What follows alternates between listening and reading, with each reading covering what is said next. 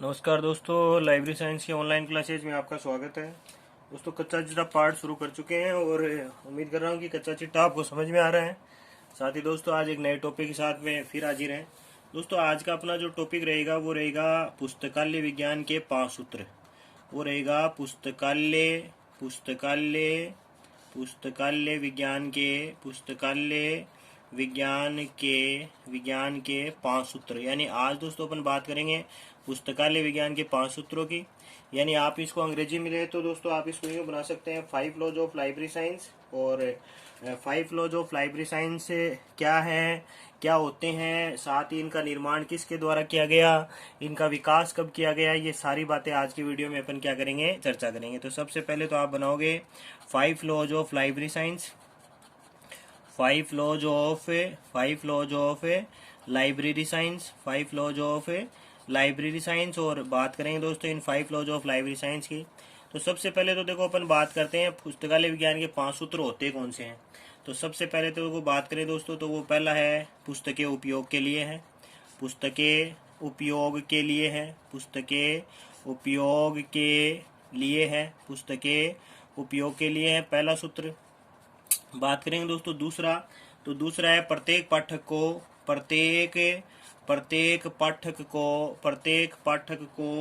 उसकी पुस्तक मिले, प्रत्येक पाठक को उसकी पुस्तक मिले, प्रत्येक पाठक को उसकी पुस्तक मिले। दोस्तों ऐसे ही तीसरा सूत्र है।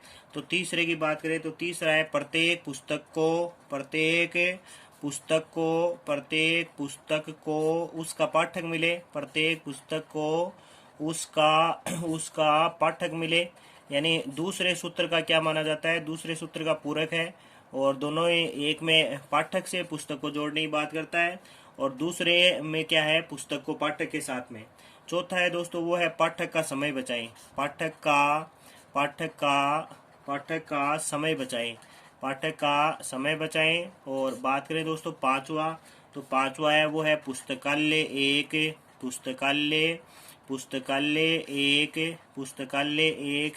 वर्धनशील संस्था है, पुस्तकालय एक वर्धनशील संस्था है, पुस्तकालय क्या है भाई, वर्धनशील संस्था है। ऐसे ये पुस्तकालय विज्ञान के क्या है भाई, 5 सूत्र हैं। बात करेंगे दोस्तों इन पुस्तकालय विज्ञान के 5 सूत्रों की।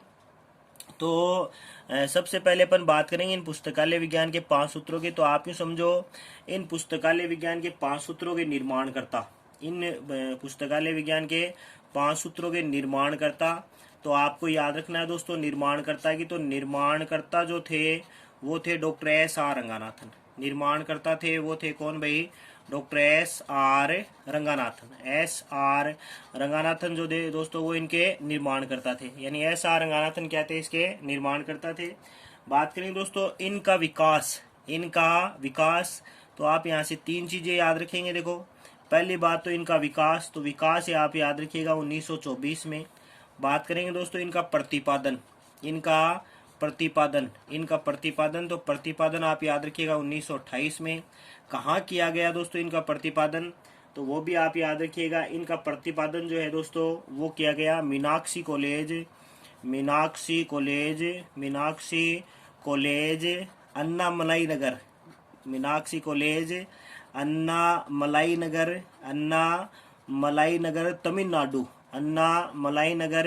तमिलनाडु में इनका क्या किया गया, तमिलनाडु में इन पुस्तकालय विज्ञान के 5 सूत्रों का क्या किया गया, प्रतिपादन किया गया। और तीसरी बात करें दोस्तों तो वो है तीसरा है प्रकाशन, वो है क्या भाई, प्रकाशन। और प्रकाशन की बात करें दोस्तों तो ये प्रकाशन किए गए सन 1931 में। यानी इनका प्रकाशन कब किया गया, तो इनका प्रकाशन किया गया सन 1931 में। और दोस्तों बात करें ये यहाँ पर भी इनका प्रकाशन किस नाम से किया गया, तो वो भी आप याद रखिएगा 5 लॉज ऑफ लाइब्रेरी साइंस नाम से इनका क्या किया गया, नाम से इनका प्रकाशन किया गया। यानी 5 लॉज ऑफ लाइब्रेरी साइंस नाम से इनका क्या किया गया भाई, प्रकाशन है जो वो क्या है किया गया था। बात करें दोस्तों, ये समझ लो आप, ये जो 5 लॉज ऑफ लाइब्रेरी साइंस हैं, ये डॉक्टर एस आर रंगानाथन की प्रथम पुस्तक है। ये डॉक्टर एस आर रंगानाथन की क्या मानी जाती है भाई, प्रथम पुस्तक है या प्रथम रचना मानी जाती है। किन की मानी जाती है, तो आप याद रखिएगा, डॉक्टर एस आर रंगानाथन की। बात करें दोस्तों इनकी इस पुस्तक के बारे में थोड़ी सी चर्चा करेंगे। यहाँ पर 2 व्यक्तियों का जिक्र लेंगे। एक व्यक्ति तो जो है उन्होंने तो लिखी है इसकी प्रस्तावना, एक व्यक्ति है उन्होंने तो लिखी है क्या भाई, प्रस्तावना, और एक व्यक्ति है जिन्होंने लिखी है इस पुस्तक की भूमिका। तो दोस्तों अपन यहाँ दोनों व्यक्तियों की चर्चा कर लेते हैं। जो भूमिका लिखने वाला तो कौन है और जो प्रस्तावना लिखने वाला कौन है, तो आप याद रखेंगे दोस्तों, प्रस्तावना लिखने वाला व्यक्ति जो है वो तो है, देखो प्र यानी अपने प्रदेश, प्र फॉर प्रदेश, और प्र फॉर प्रदेश से मानो अपने प्रदेश। तो अपने प्रदेश का व्यक्तित्व था PS शिवास्वामी, PS शिवास्वामी अय्यर। अपने प्रदेश का व्यक्तित्व कौन था, PS शिवास्वामी अय्यर। और बात करें दोस्तों दूसरी भूमि यानी भूमिका और दूसरी भूमि से बात करें दोस्तों, तो दूसरी भूमि का व्यक्ति था वो था WC बैरबिक सेहर्स जो है वो इसकी क्या लिखने वाले थे भाई, भूमिका लिखने वाले थे। यानी एक व्यक्ति तो प्रस्तावना लिखता है इसकी और एक व्यक्ति क्या लिखता है, भूमिका लिखता है। दोस्तों PS शिवास्वामी अय्यर इसकी प्रस्तावना लिखते हैं, भूमिका लिखते हैं वो WC बैरबिक श्रेयस नामक व्यक्ति जो है वो इसकी क्या लिखते हैं, प्रस्तावना भूमिका लिखते हैं। और PS शिवास्वामी इसकी क्या लिखते हैं भाई, इसकी प्रस्तावना। एक व्यक्ति प्रस्तावना लिखने वाला है, दूसरा व्यक्ति क्या लिखने वाला है, भूमिका लिखने वाला है। आप ये समझो जो दूसरी भूमिका व्यक्ति है यानी विदेशी व्यक्ति है वो तो है WC बैरबिक सेहर्स, और प्रस्तावना की बात करें तो वो अपने प्रदेश का व्यक्ति बोले तो वो कौन है, शिवास्वामी अय्यर है। दोस्तों बात करेंगे पुस्तकालय विज्ञान की, ये 5 सूत्र है, पुस्तकें उपयोग के लिए हैं। प्रत्येक पाठक को उसकी पुस्तक मिले, प्रत्येक पुस्तक को उसका पाठक मिले, पाठक का समय बचाएं, और पुस्तकालय क्या है, एक वर्धनशील संस्था है। ये पुस्तकालय विज्ञान के 5 सूत्र हैं। दोस्तों यहाँ से अपन बात करेंगे 5 सूत्रों की, प्रत्येक सूत्र को अपन यहाँ शामिल करेंगे। तो सबसे पहले देखो अपन बात करेंगे पुस्तकें उपयोग के लिए है, पुस्तकें उपयोग के लिए है। अब देखो उपयोग के लिए तो उपयोग के लिए है या उपयोगार्थ है। तो सबसे पहले बात करो दोस्तों, इस सूत्र की जब रचना की गई थी, इस सूत्र की जब रचना की गई थी तब पुस्तकों का उपयोग तो होता था 0, उपयोग तो होता था 0, और उपयोग के अलावा इनको संग्रहित भली भांति किया जाता था, संग्रहित या इनको संरक्षित क्या किया जाता था, अच्छे प्रकार से किया जाता था। यानी कहने का मतलब उस समय जो पुस्तकें जो थी वो उपयोग में तो कम आती और इनको व्यवस्थित करके रखने का काम ज्यादा होता था। इस समय केवल अमीर व्यक्ति जो होते थे अमीर व्यक्तियों को ही पुस्तक पढ़ने का क्या होता था, अधिकार होता था। यानी सामान्य जनों के लिए पुस्तकें क्या नहीं होती थी, उपलब्ध नहीं होती थी। तो दोस्तों पहला जो सूत्र है डॉक्टर एस आर रंगानाथन, इस सूत्र के माध्यम से डॉक्टर एस आर रंगानाथन ने इसी बात पर बल दिया है कि पुस्तकें जो होती हैं वो क्या होती हैं, उपयोग के लिए होती हैं। उनके संग्रह पर क्या नहीं किया जाना चाहिए, ज्यादा जोर नहीं दिया जाना चाहिए, बल्कि उनके उपयोग को बढ़ावा देने के लिए क्या कहना चाहिए, ज्यादा जोर दिया जाना चाहिए। इसके लिए देखो रंगानाथन ने विभिन्न कार्य किए। देखो इन्होंने क्या किया, डॉक्टर एस आर रंगानाथन ने आधुनिक पुस्तकालयों ने इस सूत्र को बढ़ाने हेतु सबसे पहले कार्य किया, वो किया निदानी व्यवस्थापन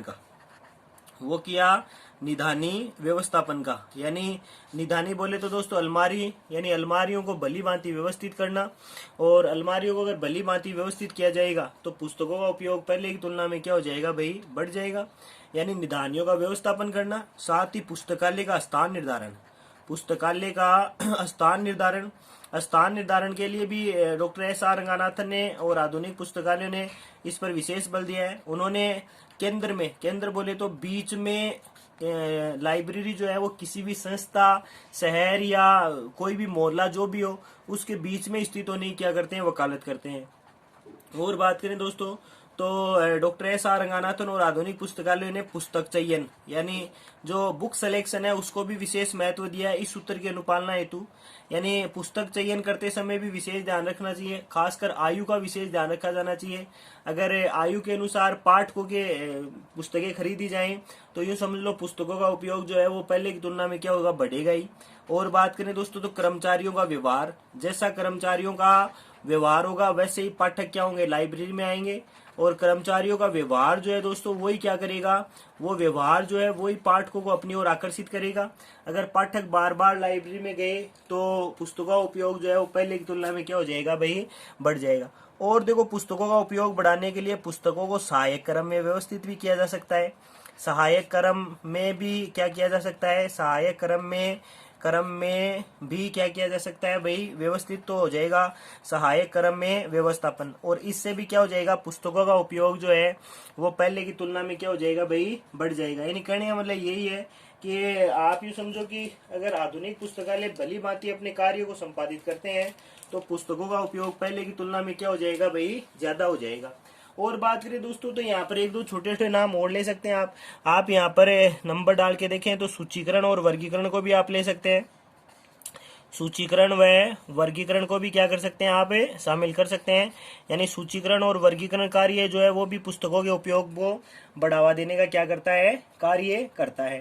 तो छोटे छोटे चीजें हैं। पहले सूत्र के लिए आप ही समझो, निदानी व्यवस्थापन, पुस्तकालय का स्थान निर्धारण, पुस्तक चयन, कर्मचारियों का व्यवहार, सहायक क्रम में व्यवस्थापन और सूचीकरण और वर्गीकरण क्या निभाते हैं, महत्वपूर्ण भूमिका निभाते हैं।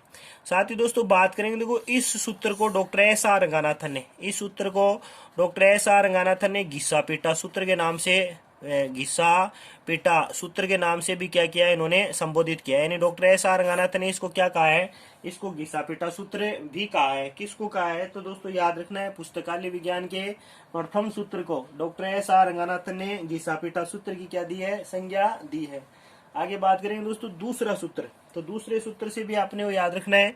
दूसरा सूत्र जो है वो है प्रत्येक पाठक को उसकी पुस्तक मिले। देखो प्रत्येक पाठक को उसकी पुस्तक से मिलाने का कार्य कौन कर सकता है, तो आप ये समझो उसके लिए डॉक्टर एस आर रंगानाथन ने 4 महत्वपूर्ण व्यक्तियों के उत्तरदायित्व का उल्लेख किया है।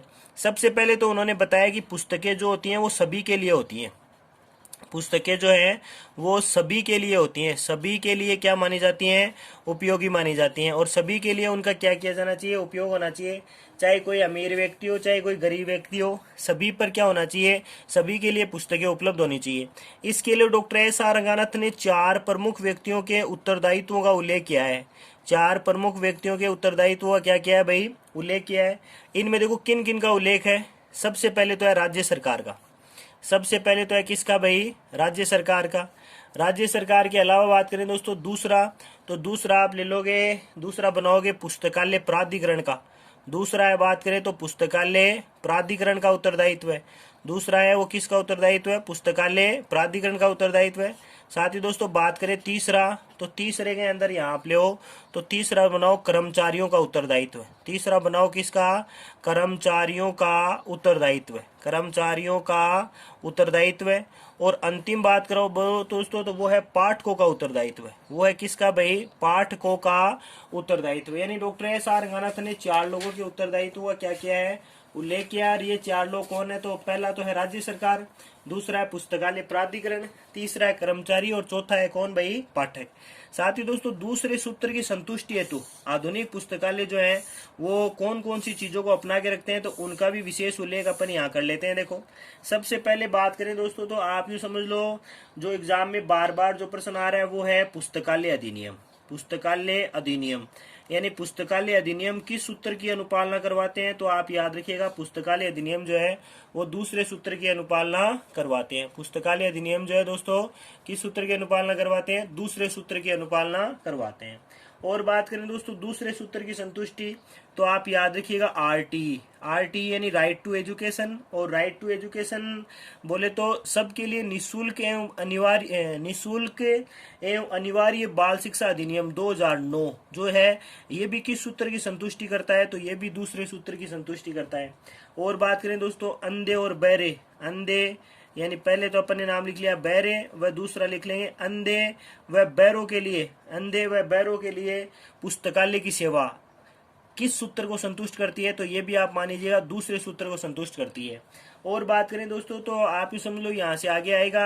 आगे अगर बात करें तो भाग्यशाली व्यक्तियों के लिए, अब देखो चाहे व्यक्ति भाग्यशाली हो चाहे कोई बदकिस्मत हो, भाग्यशाली व्यक्तियों के लिए पुस्तकालय की सेवा, भाग्यशाली व्यक्तियों के लिए पुस्तकालय की सेवा, तो ये भी किस सूत्र के लिए है, तो ये भी प्रत्येक पाठक हो, चाहे वो भाग्यशाली हो और चाहे वो बदकिस्मत हो, उसको क्या दिला रहा है, उसको पुस्तक देने की वकालत करता है। तो ये भी कौन सूत्र में आ जाएगा, दूसरे में। और बात करें दोस्तों तो और यहाँ से आप ले लीजिए कई प्रकार की विस्तार सेवाएं। अब देखो ये विस्तार से सेवाएं जो है दोस्तों वो अलग अलग प्रकार की हो सकती हैं। आपके सामने यहाँ डाउट रहेंगे कि विस्तार सेवाएं जो है वो प्रत्येक क्या होती हैं, अलग अलग सूत्र वो प्रदर्शित करती हैं। अब मान लो यहाँ अंधों और गूंगों या बहरों के लिए विस्तार सेवाएं, तो समझ लो यहाँ पर ब्रेल लिपि की बात कर रहा है। ब्रेल लिपि के माध्यम से प्रत्येक पाठक को क्या दे रहा है, ये पाठ्य सामग्री उपलब्ध करवा रहा है। तो ये किस में आ जाएगा, ये दूसरे सूत्र में आ जाएगा। बात करें दोस्तों तीसरे सूत्र की, तो तीसरा सूत्र जो है वो दूसरे का पूरक है। दूसरे सूत्र का क्या है, पूरक है। पहली बात तो यानी यूं समझ लो कि दूसरा सूत्र जिसकी वकालत करता है वही तीसरे की बात करता है। यानी ये क्या करता है, वो दूसरा सूत्र था वो पाठक को पुस्तक से मिलाने की बात करता है और ये पुस्तक को पाठक से मिलाने की क्या करती है, बात करता है। यानी तीसरा सूत्र जो है वो दूसरे सूत्र का पूरक है। और इसके लिए यानी प्रत्येक पुस्तक को उसका पाठक मिले, इसके लिए देखो बात करें तो आधुनिक पुस्तकालय जो है वो किस किस को अपना के रखे हैं, तो एक तो अबाध प्रवेश प्रणाली, एक तो क्या है अबाध प्रवेश प्रणाली। अबाध प्रवेश प्रणाली यानी दोस्तों ये है अबाध प्रवेश प्रणाली को आप ले लो, ये है मुक्त द्वार प्रवेश प्रणाली यानी ओपन असेस सिस्टम। यानी जहां भी ओपन असेस सिस्टम लागू होगा आप ये समझ लो वहां पर प्रत्येक पुस्तक को उसका क्या मिल जाएगा, पाठक मिल जाएगा। क्योंकि पाठक जो है वो आत्मविश्वास के साथ में कहाँ पहुंचेगा, लाइब्रेरी में पहुंचेगा। और वो अगर उसे क्या खुली छूट मिलेगी तो वो क्या करेगा, आसानी से पुस्तकों को देखेगा। अब उन पुस्तकों को भी पाठक मिल जाएंगे जिनको पहले पाठक मिलने की कोई क्या नहीं थी, उम्मीद नहीं थी। आगे बात करें दोस्तों तो दूसरा बन जाएगा, वो बन जाएगा नई पुस्तकों का व्यवस्थापन। नई पुस्तकों का व्यवस्थापन यानी अगर लाइब्रेरी में नई पुस्तकें आई और उनका व्यवस्थापन भली भांति किया गया, या यूं समझ लो कोई जो भी डेस्क या रेक जो थी उनके माध्यम से किया गया, तो उन पाठकों को भी तुरंत पाठक मिल जाएगा जो पुस्तकालय में नई नई उपलब्ध हुई थी। यानी जो पुस्तकें एकदम से नई थी जिनके बारे में कोई विशेष जानकारी नहीं थी, उनको भी पाठक क्या हो जाएंगे भाई, आसानी से मिल जाएंगे। और बात करें दोस्तों तो यहाँ पर तीसरा बिंदु बना लेंगे, वो बना लेंगे निदानी व्यवस्थापन में परिवर्तन। निदानी व्यवस्थापन में परिवर्तन, निदानी व्यवस्थापन में परिवर्तन यानी आप ही समझो कि जो पुस्तकें ज्यादा उपयोग की जा रही हैं, जो पुस्तकें ज्यादा उपयोग की जा रही हैं उन पुस्तकों के साथ में उन पुस्तकों का व्यवस्थापन करना जो ज्ञानवर्धक होती हैं लेकिन जिनका उपयोग क्या है, आसानी से पाठक नहीं करते हैं, या जो ठंडे बस्ते में पड़ी होती हैं, या जिनके उपयोग की ओर ज्यादा ध्यान नहीं दिया जाता, उन पुस्तकों को उस स्थान पर निर्धारित किया जाना चाहिए जहां पर रखी गई पुस्तकों का उपयोग संभवतया ज्यादा होता है। तो जैसे जिनका उपयोग ज्यादा होता है उनको तो पाठक मिलेगा ही मिलेगा, साथ ही जिनको अब तक पाठक नहीं मिले थे उनको भी पाठक मिलने की क्या रहेगी, संभावना रहेगी। और बात करें दोस्तों तो ये हो जाएगा आईटी। आईटी का प्रयोग, आईटी बोले तो इंफॉर्मेशन टेक्नोलॉजी का प्रयोग यानी सूचना प्रौद्योगिकी का प्रयोग। और सूचना प्रौद्योगिकी का प्रयोग अगर किया गया तो भी क्या होगी, प्रत्येक पुस्तक को उसका क्या मिल पाएगा भाई, पाठक मिल पाएगा। इसमें बहुत सारी चीजें दोस्तों ये कंप्यूटराइज पद्धति की ओर क्या करती है, इंडिकेट करती है यानी इशारा करती है। और बात करें दोस्तों तो यहाँ पर एक अपन शामिल कर सकते हैं, वो है पुस्तकों का चयन। वो है क्या भाई, पुस्तकों का चयन। पुस्तकों का चयन भी भली भांति करना चाहिए। यानी यूं समझो कि पाठक की रुचि और उसकी आयु को जरूर ध्यान में रखना चाहिए। अगर आप यूं समझ लो जहां पर बूढ़े बुजुर्ग पाठक आ रहे हैं वहां पर आप शेरो शायरी की किताब ले आएंगे तो मेरे हिसाब से, या डॉक्टर S.R. रंगानाथन या आधुनिक पुस्तकालय जिस बात की वकालत करते हैं कि पुस्तकों का उपयोग जो है वो भली भांति नहीं होगा, और जिन पुस्तकों को पाठक मिलने चाहिए थे उनको भी अब क्या नहीं हो पाएंगे, पाठक नहीं मिल पाएंगे। तो दोस्तों अपन यहाँ 3 की बात कर चुके हैं। कच्चा चिट्टा अपना थोड़ा थोड़ा बड़ा हो रहा है और दिनों दिन थोड़ा सा और बड़ा होगा। तो आगे वाले प्रश्न पे अपन चर्चा कर लेते हैं। देखो इसकी यानी सूत्र नंबर 4 में आ गए अपन। तो सूत्र नंबर 4 जो है वो बताता है पाठक का क्या बचाएं, पाठक का समय बचाएं, पाठक का पाठक का समय बचाएं। अब देखो समय बचाने से पर क्या बल देता है, यानी समय बचाएं, तो समय बचाएं इसके लिए क्या करते हैं आधुनिक पुस्तकालय, या यूं समझ लो कि समय की बात डॉक्टर एस आर रंगानाथन ने क्यों कही है, तो इसका एक ही मोटा कारण है कि आज अगर किसी के पास जिस चीज की कमी है तो वो है क्या भाई, समय है। वो क्या है भाई, समय है। यूं समझ लो निठल्ले से निठल्ला व्यक्ति भी अगर आप जाके पूछेंगे तो वो यही कहेगा कि भाई मेरे पास क्या नहीं है, समय नहीं है। तो समय नहीं है, इस समय वाली बात को ध्यान में रखते हुए डॉक्टर एस आर रंगानाथन ने पाठक के समय बचाने पर क्या दिया है, विशेष बल दिया है। और इसीलिए उन्होंने क्या किया है, इस चौथे सूत्र की संतुष्टि की वकालत की है। अब देखो इसकी वकालत हेतु सबसे पहले बात करें तो यहाँ भी एक बात करेगा, सबसे पहली वो है मुक्त द्वार प्रवेश प्रणाली। वो है मुक्त द्वार प्रवेश प्रणाली। मुक्त द्वार प्रवेश प्रणाली की वकालत करता है, यानी चौथे सूत्र की संतुष्टि हेतु किसको लागू किया जाए, मुक्त द्वार प्रवेश प्रणाली को लागू किया जाए।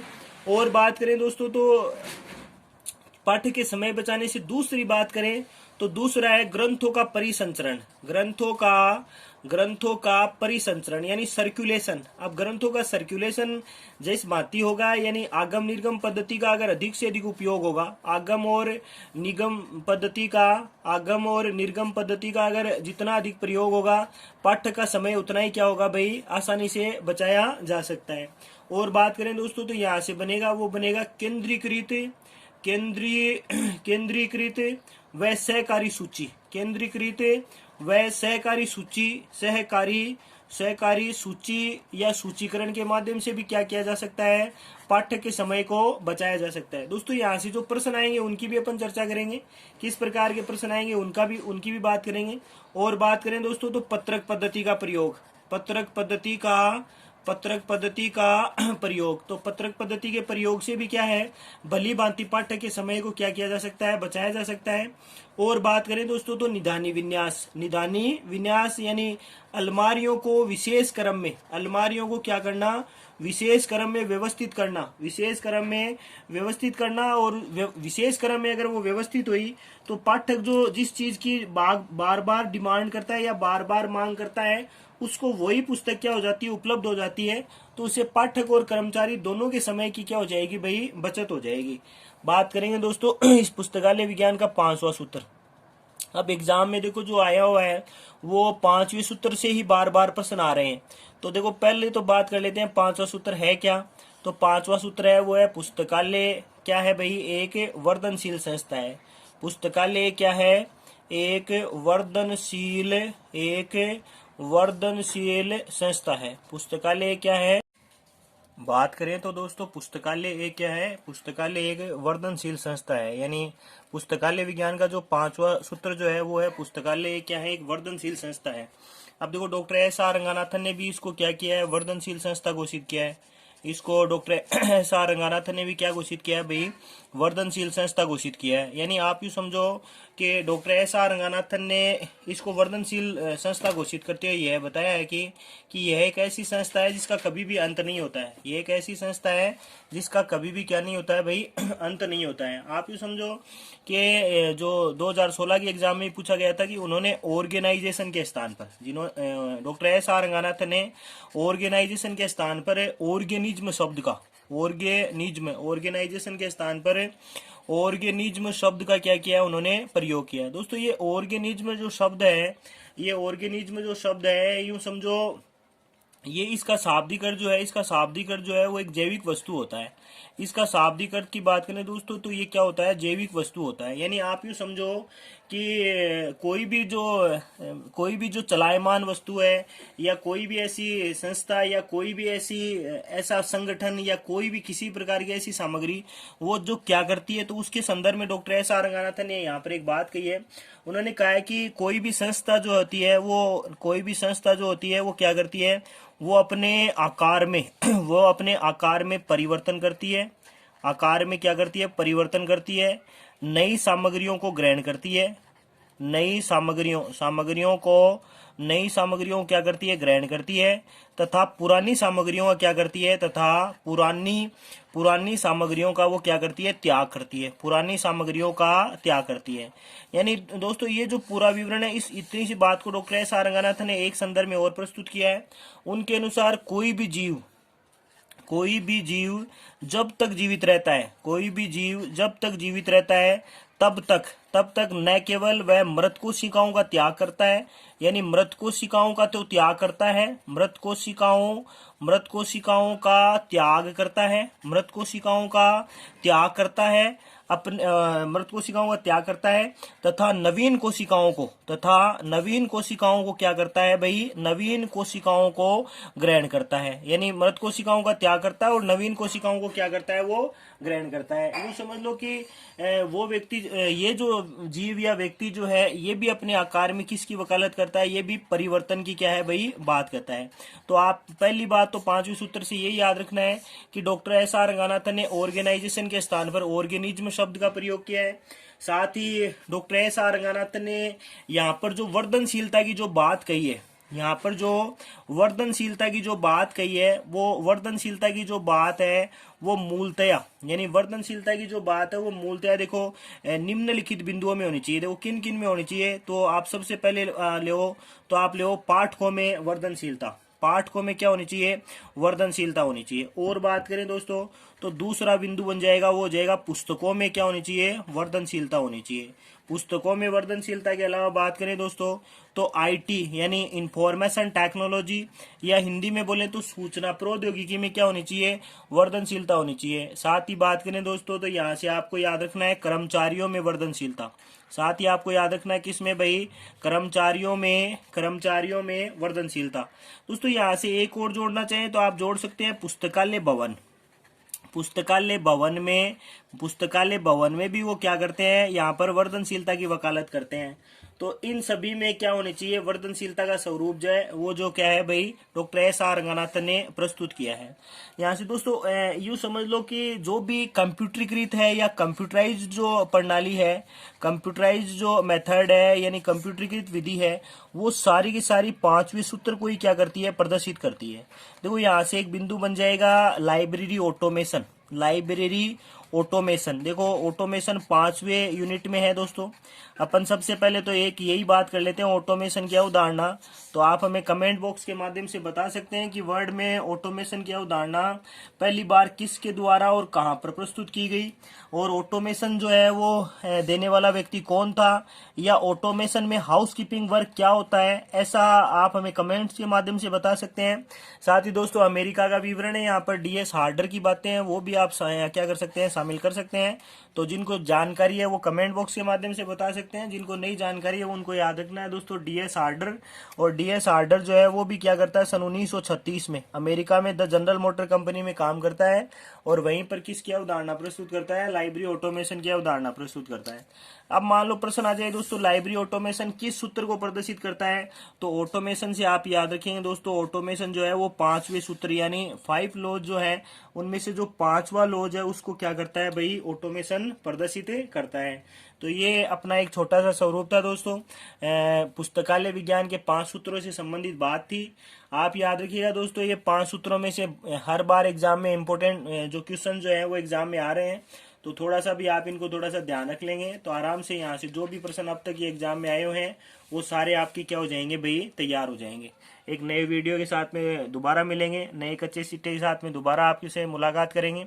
और दोस्तों कच्चे चिट्टे के माध्यम से आपको खूब सारा मटेरियल हमारे यूट्यूब चैनल के माध्यम से पढ़ने को मिलेगा। रही बात दोस्तों, कई टिप्पणियां आ रही हैं, बहुत सारी बातें आ रही हैं, तो बातें ऐसे ही चलती रहेंगी। आप अपनी पढ़ाई को यूं ही जारी रखें और आने वाले टाइम में बहुत ही अच्छा से अच्छा प्रयास कीजिए। इन्हीं सब शुभकामनाओं के साथ में दोबारा मिलते हैं। जय हिंद।